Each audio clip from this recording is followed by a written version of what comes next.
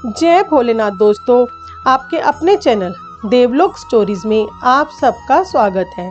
शिव महापुराण के पाठ 18 से 23 में आपने शिव महापुराण की रुद्र संहिता के द्वितीय सती खंड के अध्याय 1 से 26 की कथा सुनी है। आज पाठ 24 में आपको आगे के अध्याय सुनाए जाएंगे। उम्मीद करते हैं आपको शिव महापुराण की सीरीज पसंद आ रही होगी।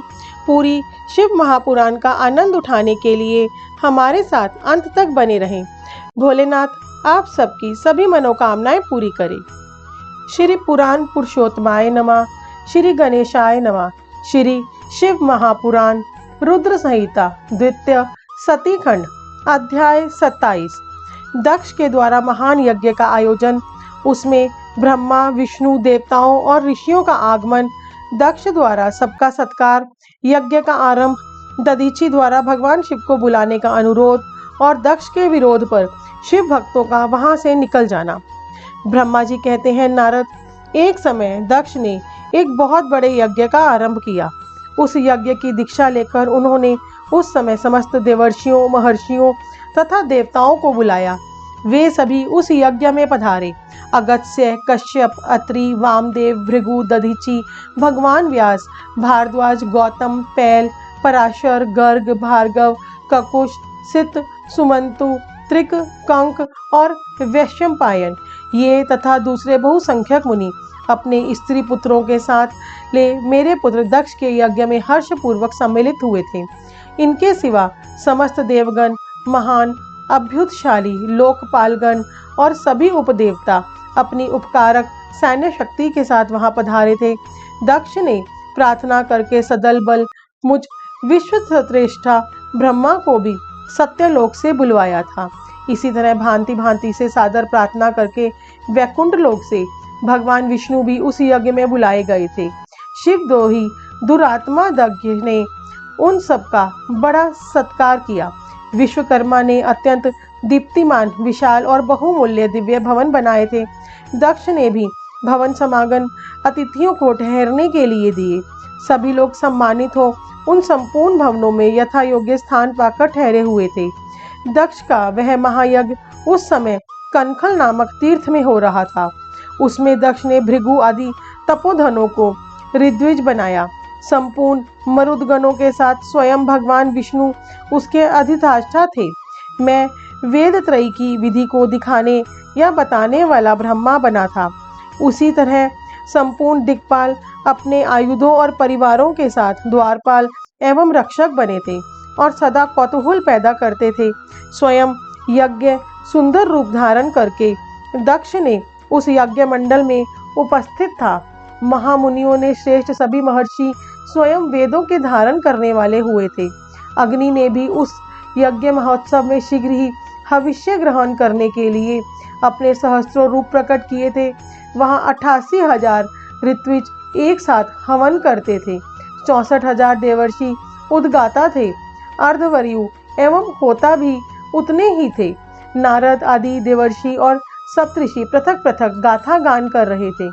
दक्ष ने अपने उस महायज्ञ में गंधर्वों, विद्याधरों, सिद्धों, 12 आदित्यों, उनके गणों, यज्ञों तथा नाग लोगों में विचरने वाले समस्त नागों का भी बड़ी संख्या में वरण किया था।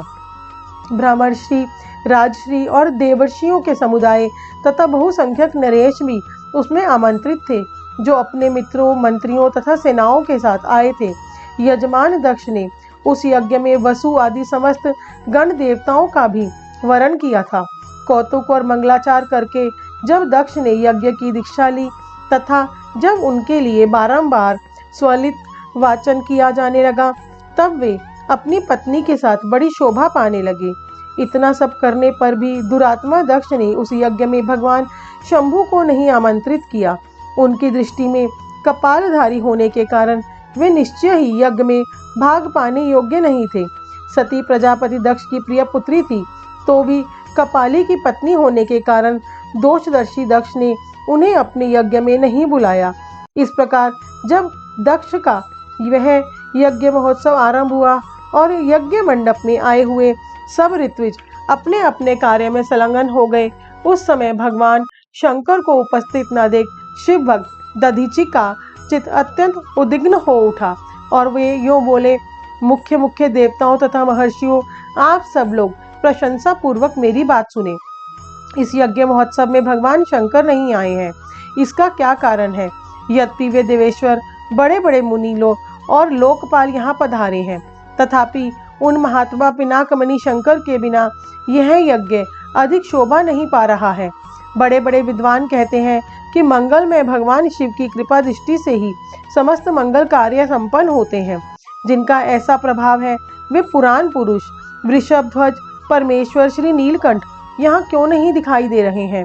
दक्ष, जिनके सत्कर्म के आने पर अथवा जिनके स्वीकार कर लेने पर अमंगल भी मंगल हो जाते हैं, तथा जिनके 15 नेत्रों से देखे जाने पर बड़े बड़े नगर तत्काल मंगल में हो जाते हैं, उनका इस यज्ञ में पर्दापण होना अत्यंत आवश्यक है।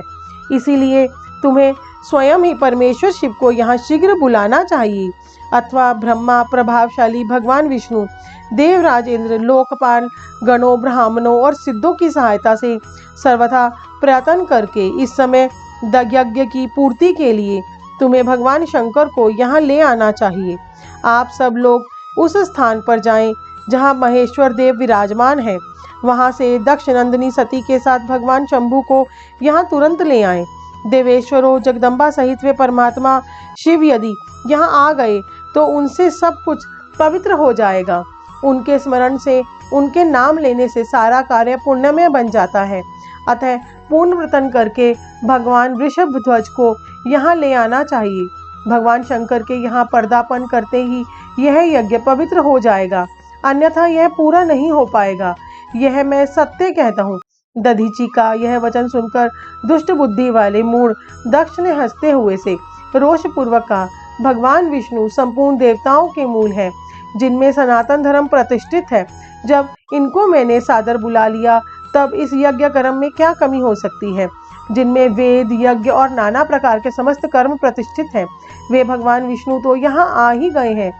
इनके सिवा सत्यलोक से लोक पितामह ब्रह्मा वेदों, उपनिषदों और विविध आगमों के साथ यहाँ पधारे हैं। देवगणों के साथ स्वयं देवराज इंद्र का भी शुभागम हुआ है, तथा आप जैसे निष्पाप महर्षि भी यहाँ आ गए हैं। जो महर्षि यज्ञ में सम्मिलित होने के योग्य, शांत और सुपात्र हैं, वेद और वेदार्थों के तत्व को जानने वाले हैं और दृढ़ता पूर्वक व्रत का पालन करते हैं, वे सब और स्वयं आप भी सब यहाँ प्रदापन कर चुके हैं। तब हमें यहाँ रुद्र से क्या प्रयोजन है? विप्रवर, मैंने ब्रह्मा जी के कहने से ही अपनी कन्या रुद्र को ब्याह दी थी। वैसे मैं जानता हूँ हर कुलीन नहीं है, उनके न माता है न पिता। वे भूतों और प्रेतों और पिशाचों के स्वामी हैं, अकेले रहते हैं। उनका अतिक्रमण करना दूसरों के लिए अत्यंत कठिन है। वे आत्म प्रशंसक, मूढ़, जड़, मौनी और ईर्ष्यालु हैं। इस यज्ञ कर्म में बुलाए जाने योग्य नहीं है, इसीलिए मैंने उनको यहाँ नहीं बुलाया है। अतः दधीची जी, आपको फिर कभी ऐसी बात नहीं करनी चाहिए। मेरी प्रार्थना है कि आप सब लोग मिलकर मेरी इस महान यज्ञ को सफल बनाएं। दक्ष की यह बात सुनकर दधीची ने समस्त देवताओं और मुनियों के साथ सुनते हुए यह सारगर्भित बात कही। दक्ष, उन भगवान शिव के बिना यह महान यज्ञ अयज्ञ हो गया। अब यह यज्ञ कहलाने योग्य ही नहीं रह गया। विशेषतः इस यज्ञ में तुम्हारा विनाश हो जाएगा। ऐसा कहकर दधीची यज्ञ की यज्ञशाला से अकेले ही निकल पड़े और तुरंत अपने आश्रम को चल दिए।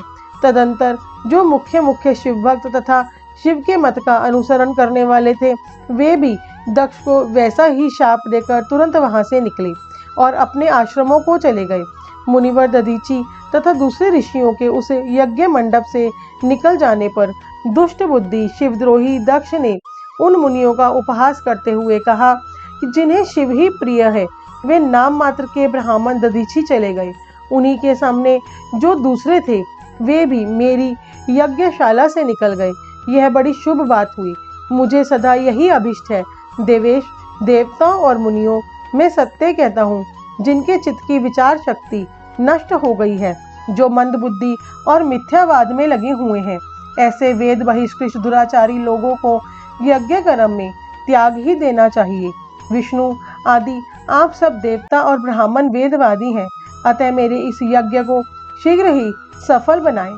ब्रह्मा जी कहते हैं, दक्ष की यह बात सुनकर शिव की माया से मोहित हुए समस्त देवर्षि उस यज्ञ में देवताओं का पूजन और हवन करने लगे। मुनीश्वर नारद इस प्रकार उस यज्ञ को जो शाप मिला उसका वर्णन किया गया। अब यज्ञ के विध्वंस की घटना को बताया जाता है, आदर पूर्वक सुनो। अध्याय 28। दक्ष यज्ञ का समाचार पा सती का शिव से वहां चलने के लिए अनुरोध। दक्ष के शिवद्रोह को जानकर भगवान शिव की आज्ञा से देवी सती का पिता के यज्ञ मंडप की ओर शिव गणों के साथ प्रस्थान। ब्रह्मा जी कहते हैं, नारद, जब देवर्षि गण बड़े उत्साह और हर्ष के साथ दक्ष के यज्ञ में जा रहे थे, उसी समय दक्ष कन्या देवी सती गंधमादन पर्वत पर चंदोवे से युक्त धारागृह में सखियों से घिरी हुई भांति भांति की उत्तम क्रीड़ाएं कर रही थी। प्रसन्नता पूर्वक क्रीड़ा में लगी हुई देवी सती ने उस समय रोहिणी के साथ दक्ष यज्ञ में जाते हुए चंद्रमा को देखा।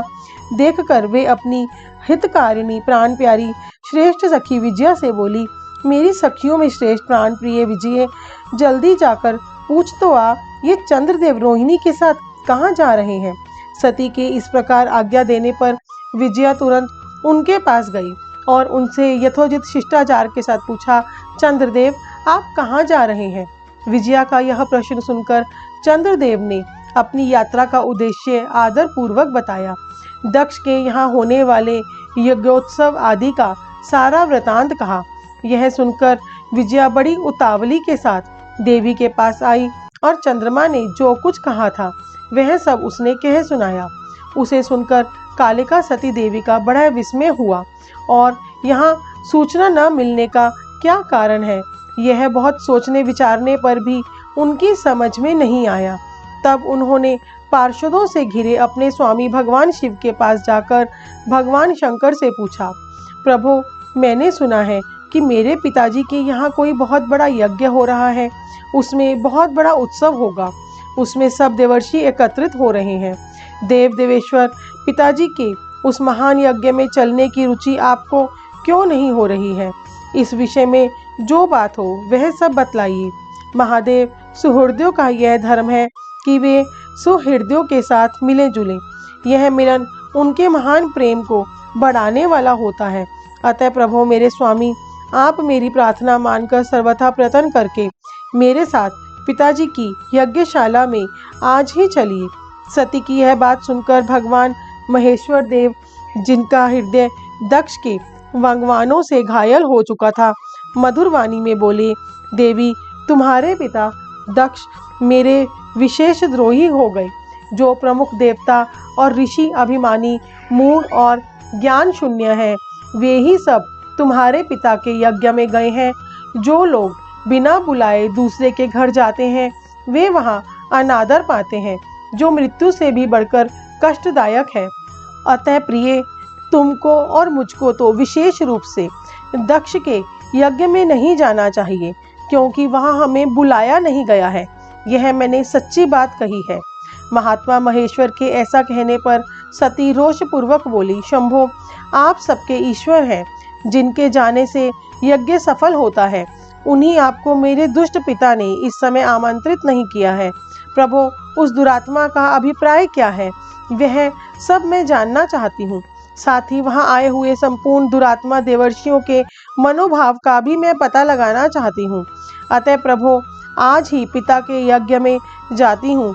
नाथ महेश्वर, आप मुझे वहाँ जाने की आज्ञा दे दें।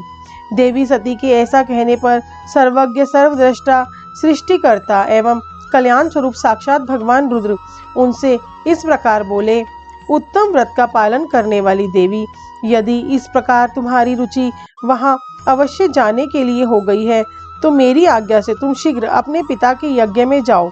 यह नंदी वृषभ सुसज्जित है। तुम एक महारानी के अनुरूप राजोपचार साथ ले आदर इस पर सवार हो बहुसंख्यक प्रथम गणों के साथ यात्रा करो। प्रिय, इस विभूषित वृषभ पर आरूढ़ हो। रुद्र के इस प्रकार आदेश देने पर सुंदर आभूषणों से अलंकृत सती देवी सब साधनों से युक्त हो पिता के घर की ओर चली। परमात्मा शिव ने उन्हें सुंदर वस्त्र, आभूषण तथा परम उज्ज्वल छत्र चामर आदि महाराजोचित उपचार दिए। भगवान शिव की आज्ञा से 60,000 रुद्रगण बड़ी प्रसन्नता और महान उत्साह के साथ कौतूहल पूर्वक सती के साथ गए। उस समय वहां यज्ञ के लिए यात्रा करते समय सब और महान उत्सव होने लगा। महादेव जी के गणों ने शिव प्रिया सती के लिए बड़ा भारी उत्सव रचाया। वे सभी गण कौतूहलपूर्ण कार्य करने तथा सती और शिव के यज्ञ को गाने लगे। शिव के प्रिय और महान वीर प्रथम गण प्रसन्नता पूर्वक उछलते कूदते चल रहे थे। जगदम्बा की यात्रा काल में सब प्रकार से बड़ी भारी शोभा हो रही थी। उस समय जो सुखद जय जयकार आदि का शब्द प्रकट हुआ, उससे तीनों लोग गूंज उठे। अध्याय 29। यज्ञशाला में शिव का भागना देखकर सती के रोषपूर्ण वचन। दक्ष द्वारा शिव की निंदा सुन दक्ष तथा देवताओं को धिक्कार फटकार कर सती द्वारा अपने प्राण त्याग का निश्चय। ब्रह्मा जी कहते हैं, नारद, दक्ष कन्या सती उस स्थान पर गई जहाँ वह महान प्रकाश से युक्त यज्ञ हो रहा था। वहाँ देवता, असुर और मुनिंद्र आदि के द्वारा कौतूहलपूर्ण कार्य हो रहे थे। सती ने वहां अपने पिता के भवन को नाना प्रकार की आश्चर्यजनक वस्तुओं से संपन्न, उत्तम प्रभा से परिपूर्ण, मनोहर तथा देवताओं और ऋषियों के समुदाय से भरा हुआ देखा। देवी सती भवन के द्वार पर जाकर खड़ी हुई और अपने वाहन नंदी से उतरकर अकेली ही शीघ्रतापूर्वक यज्ञशाला के भीतर चली गई। सती को आई देख उनकी यशस्विनी माता आसकनी ने अपनी बहनों और उनका यथोचित आदर सत्कार किया, परंतु दक्ष ने उन्हें देखकर भी कुछ आदर नहीं किया तथा उन्हीं के भय से शिव की माया से मोहित हुए दूसरे लोग भी उनके प्रति आदर का भाव न दिखा सके। मुने सब लोगों के द्वारा तिरस्कार प्राप्त होने से सती देवी को बड़ा विस्मय हुआ, तो भी उन्होंने अपने माता पिता के चरणों में झुककर प्रणाम किया। उस यज्ञ में सती ने विष्णु आदि देवताओं के भाग देखे, परंतु शंभु का भाग उन्हें कहीं नहीं दिखाई दिया। तब सती ने दुस्सह क्रोध प्रकट किया। वे अपमानित होने पर भी रोष से भरकर सब लोगों की ओर क्रूर दृष्टि से देखती और दक्ष को जलाती हुई सी बोली। सती ने कहा, प्रजापते, आपने परम मंगलकारी भगवान शिव को इस यज्ञ में न क्यों नहीं बुलाया, जिनके द्वारा यह संपूर्ण चराचर जगत पवित्र होता है, जो स्वयं ही यज्ञ वेताओं में श्रेष्ठ, यज्ञ के अंग, यज्ञ की दक्षिणा और यज्ञकर्ता यजमान है। उन भगवान शिव के बिना यज्ञ की सिद्धि कैसे हो सकती है? अहो, जिनके स्मरण करने मात्र से सब कुछ पवित्र हो जाता है, उन्हीं के बिना किया हुआ यह सारा यज्ञ अपवित्र हो जाएगा। द्रव्य, मंत्र आदि, हव्य और कव्य, ये सब जिनके स्वरूप हैं, उन्हीं भगवान शिव के बिना इस यज्ञ का आरंभ कैसे किया गया? क्या आपने भगवान शिव को सामान्य देवता समझकर उनका अनादर किया है? आज आपकी बुद्धि भ्रष्ट हो गई है, इसीलिए आप पिता होकर भी मुझे अधम जच रहे हैं। अरे, ये विष्णु और ब्रह्मा आदि देवता तथा मुनि अपने प्रभु भगवान शिव के आए बिना इस यज्ञ में कैसे चले आए? ऐसा कहने के बाद शिव स्वरूपा परमेश्वरी सती ने भगवान विष्णु, ब्रह्मा, इंद्र आदि सब देवताओं को तथा समस्त ऋषियों को कड़े कड़े शब्दों में फटकारा। ब्रह्मा जी कहते हैं, नारद, इस प्रकार क्रोध से भरी हुई जगदम्बा सती ने वहां व्यथित हृदय से अनेक प्रकार की बातें कही। श्री विष्णु आदि समस्त देवता और मुनि जो वहां उपस्थित थे, सती की बात सुनकर चुप रह गए। अपनी पुत्री के वैसे वचन सुनकर कुपित हुए दक्ष ने सती की ओर क्रूर दृष्टि से देखा और इस प्रकार कहा, भद्रे, तुम्हारे बहुत कहने से क्या लाभ? इस समय यहाँ तुम्हारा कोई काम नहीं है। तुम जाओ या ठहरो, यह तुम्हारी इच्छा पर निर्भर है। तुम यहाँ आई ही क्यों? समस्त विद्वान जानते हैं कि तुम्हारे पति शिव अमंगल रूप है। वे कुलीन भी नहीं है, वेद से बहिष्कृत हैं और भूतों, प्रेतों तथा पिशाचों के स्वामी हैं। वे बहुत ही कुवेश धारण किए रहते हैं, इसीलिए रुद्र को इस यज्ञ के लिए नहीं बुलाया गया है। बेटी, मैं रुद्र को अच्छी तरह जानता हूँ, अतः जानबूझकर ही मैंने देवर्षियों की सभा में उनको आमंत्रित नहीं किया है। रुद्र को शास्त्र के अर्थ का ज्ञान नहीं है, वे उद्दंड और दुरात्मा है। मुझ मूढ़ पापी ने ब्रह्मा जी के कहने से उनके साथ तुम्हारा विवाह कर दिया था। अतः शुचिस्मते, तुम क्रोध छोड़कर स्वस्थ हो जाओ। इस यज्ञ में तुम आ गई हो तो स्वयं अपना भाग ग्रहण करो। दक्ष ने ऐसा कहने पर उनकी त्रिभुवन पूजिता पुत्री सती ने शिव की निंदा करने वाले अपने पिता की ओर जब दृष्टिपात किया तब उनका रोष और भी बढ़ गया। वे मन ही मन सोचने लगे कि अब मैं शंकर जी के पास कैसे जाऊंगी। यदि शंकर जी के दर्शन की इच्छा से वहां गई और उन्होंने यहाँ का समाचार पूछा तो उन्हें मैं क्या उत्तर दूंगी। तदंतर तीनों लोकों की जननी सती रोषावेश से युक्त हो लंबी सांस खींचती हुई अपने दुष्ट हृदय पिता दक्ष से बोली, जो महादेव जी की निंदा करता है अथवा जो उनकी होती हुई निंदा को सुनता है, वे दोनों तब तक नरक में पड़े रहते हैं जब तक चंद्रमा और सूर्य विद्यमान है। अतः तात मैं अपने इस शरीर को त्याग दूंगी, जलती आग में प्रवेश कर जाऊंगी। अपने स्वामी का अनादर सुनकर अब मुझे अपने इस जीवन की रक्षा से क्या प्रयोजन। यदि कोई समर्थ हो तो वह स्वयं विशेष जतन करके शंभु की निंदा करने वाले पुरुष की जीभ को बलपूर्वक काट डाले, तभी वह शिव निंदा श्रवण के पाप से शुद्ध हो सकता है, इसमें संशय नहीं है। यदि कुछ कर सकने में असमर्थ हो तो बुद्धिमान पुरुष को चाहिए कि वह दोनों कान बंद करके वहां से निकल जाए। इससे वह शुद्ध रहता है, दोष का भागी नहीं होता, ऐसा श्रेष्ठ विद्वान कहते हैं। इस प्रकार धर्म नीति बताने पर सती को अपने आने के कारण बड़ा पश्चाताप हुआ। उन्होंने व्यथित चित्त से भगवान शंकर के वचन का स्मरण किया। फिर सती अत्यंत कुपित हो दक्ष से, उन विष्णु आदि समस्त देवताओं से तथा मुनियों से भी निडर होकर बोली, तात तुम भगवान शंकर के निंदक हो, इसके लिए तुम्हें पश्चाताप होगा। यहाँ महान दुख भोग कर अंत में तुम्हें यातना भोगनी पड़ेगी। इस लोक में जिनके लिए ना कोई प्रिय है ना अप्रिय, उन निर्वैर परमात्मा शिव प्रतिकूल तुम्हारे सिवा तुम्हारा कौन चल सकता है। जो दुष्ट लोग हैं वे सदा ईर्ष्या पूर्वक यदि महापुरुषों की निंदा करें तो उनके लिए यह कोई आश्चर्य की बात नहीं है, परंतु जो महात्माओं के चरणों की रज से अपने अज्ञानांधकार को दूर कर चुके हैं, उन्हें महापुरुषों की निंदा शोभा नहीं देती। जिनका शिव यह दो अक्षरों का नाम कभी बातचीत के प्रसंग से मनुष्यों की वाणी द्वारा एक बार भी उच्चारित हो जाए तो वह संपूर्ण पाप राशि को शीघ्र ही नष्ट कर देता है। उन्हीं पवित्र कीर्ति वाले निर्मल शिव से तुम द्वेष करते हो, आश्चर्य है। वास्तव में तुम अशिव रूप हो। महापुरुषों के मन रूपी मधुकर ब्रह्मानंदमय रस का पान करने की इच्छा से जिनके सर्वार्थदायक चरण कमलों का निरंतर सेवन किया करते हैं, उन्हीं से तुम मूर्खतावश द्रोह करते हो। जिन्हें तुम नाम से शिव और काम से अशिव बताते हो, उन्हें क्या तुम्हारे सिवा दूसरे विद्वान नहीं जानते। ब्रह्मा आदि देवता, सनक आदि मुनि तथा अन्य ज्ञानी क्या उनके स्वरूप को नहीं समझते। उदार बुद्धि भगवान शिव जटा फैलाए कपाल धारण किए शमशान में भूतों के साथ प्रसन्नता पूर्वक रहते तथा भस्म एवं नरमुंडों की माला धारण करते हैं।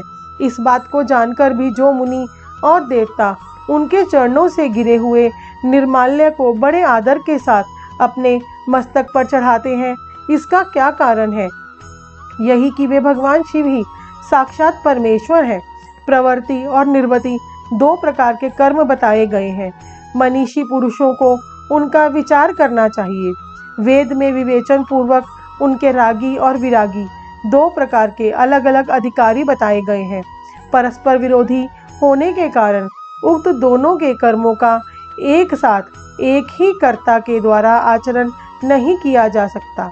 भगवान शंकर तो पर ब्रह्मा परमात्मा है, उनमें इन दोनों ही प्रकार के कर्मों का प्रवेश नहीं है। उन्हें कोई कर्म प्राप्त नहीं होता, उन्हें किसी भी प्रकार के कर्म करने की आवश्यकता नहीं है। पिताजी, हमारा ऐश्वर्य अव्यक्त है, उसका कोई लक्षण व्यक्त नहीं है। सदा आत्मज्ञानी महापुरुष ही उसका सेवन करते हैं। तुम्हारे पास वह ऐश्वर्य नहीं है। यज्ञशालाओं में रहकर वहाँ के अन्न से तृप्त होने वाले कर्मठ लोगों को जो भोग प्राप्त होता है उससे वह ऐश्वर्य बहुत दूर है। जो महापुरुषों की निंदा करने वाला और दुष्ट है उसके जन्म को धिक्कार है। विद्वान पुरुष को चाहिए कि उसके संबंध को विशेष रूप से प्रयत्न करके त्याग दे। जिस समय भगवान शिव तुम्हारे साथ मेरा संबंध दिखलाते हुए मुझे दाक्षायणी कहकर पुकारेंगे उस समय मेरा मन सहसा अत्यंत दुखी हो जाएगा। इसीलिए तुम्हारे अंग से उत्पन्न हुए सदा शव के तुल्य घृणित इस शरीर को इस समय मैं निश्चय ही त्याग दूंगी और ऐसा करके सुखी हो जाऊंगी। हे देवताओं और मुनियों, तुम सब लोग मेरी बात सुनो। तुम्हारे हृदय में दुष्टता आ गई है। तुम लोगों का यह कर्म सर्वथा अनुचित है। तुम सब लोग मूढ़ हो क्योंकि शिव की निंदा और कलह तुम्हें प्रिय है। अतः भगवान हर से तुम्हें इस कुकर्म का निश्चय ही पूरा पूरा दंड मिलेगा। ब्रह्मा जी कहते हैं, नारद, इस यज्ञ में दक्ष तथा देवताओं से ऐसा कहकर सती देवी चुप हो गई और मन ही मन अपने प्राण वल्लभ शंभु का स्मरण करने लगी। दोस्तों, शिव पुराण पाठ 24 में आपने शिव महापुराण की रुद्र संहिता का अध्याय 27 से 29 सुने हैं। नेक्स्ट पार्ट में हम आपको आगे के अध्याय सुनाएंगे। पूरी शिव महापुराण सुनने के लिए चैनल को सब्सक्राइब कीजिए। कमेंट बॉक्स में जय भोलेनाथ लिखना ना भूलें। हमें इतना प्यार और सहयोग देने के लिए आप सबका बहुत बहुत धन्यवाद।